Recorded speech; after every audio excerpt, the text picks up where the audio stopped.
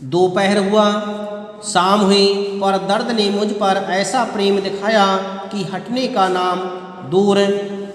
लोग देखने के लिए आने लगे। मेरे घर पर मेला लगने लगा।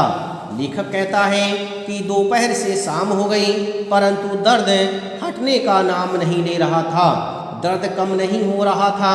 लोग मुझे देखने के लिए आने लगे।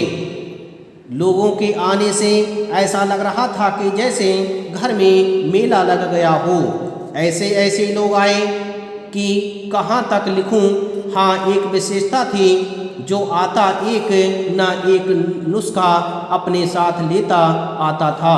किसी ने कहा अजी कुछ नहीं, हींग पिला दो।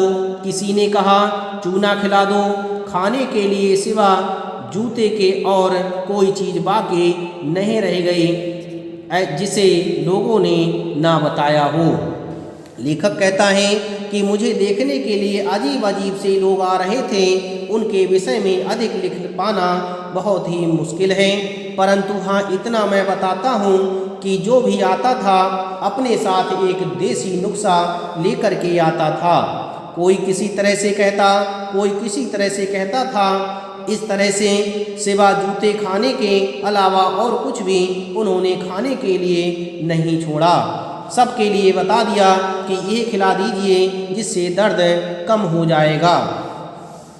3 दिन बीत गए, दर्द में कमी न हुई। लोग आते मुझे देखने के लिए, पर चर्चा छिड़ती थी प्रसाद जी का अमुक नाटक रंगमंच की दृष्टि से कैसा है। राय कृष्णदास हफ्ते में 9 बार दाढ़ी क्यों बनाते हैं। मुझे भी कुछ बोलना ही पड़ता था। ऊपर से पान और सिगरेट के चपत अलग, भला दर्द में क्या कमी हो। इस तरह से लेखक कहता है कि विभिन्न प्रकार के लोगों को मुझे देखना पड़ रहा था। आखिर में लोगों ने कहा कि तुम कब तक इस तरह पड़े रहोगे, किसी दूसरे की दवा करो।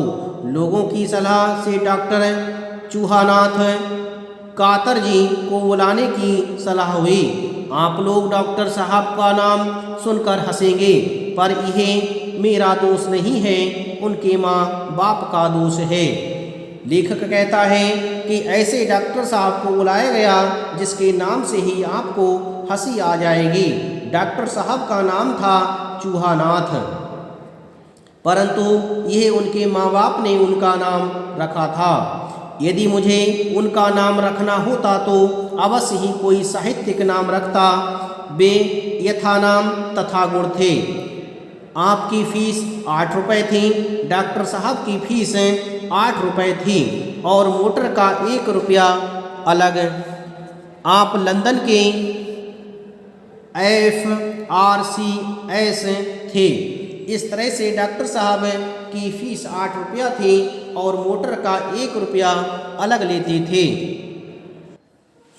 कुछ लोगों का सौंदर्य रात में बढ़ जाता है, वैसे ही डॉक्टरों की फीस रात में बढ़ जाती है। खैर डॉक्टर साहब बुलाए गए। आते ही हमारे हाल पर रहम किया और बोले मिनटों में दर्द गायब हुआ जाता है। थोड़ा पानी गर्म कराइए, तब तक यह दवा मंगवाइए। एक पर्चे पर आपने दवा लिखी, पानी गर्म हुआ, 2 रुपये की दवा आई।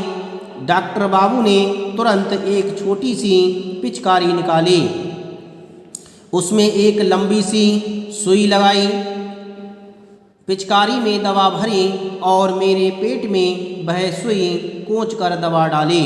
इस तरह से उन्होंने मुझे सुई लगा दी।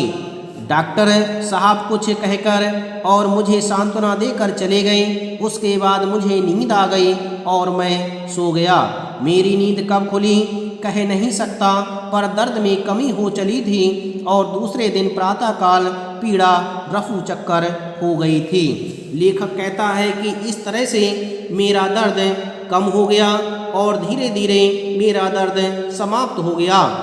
दूसरे दिन प्रातःकाल मेरा समस्त दर्द रफू चक्कर अर्थात समाप्त हो गया था। इस तरह से मुझे आराम प्राप्त हो गया था। कोई 2 हफ्ता मुझे पूरा स्वस्थ होने में लगे।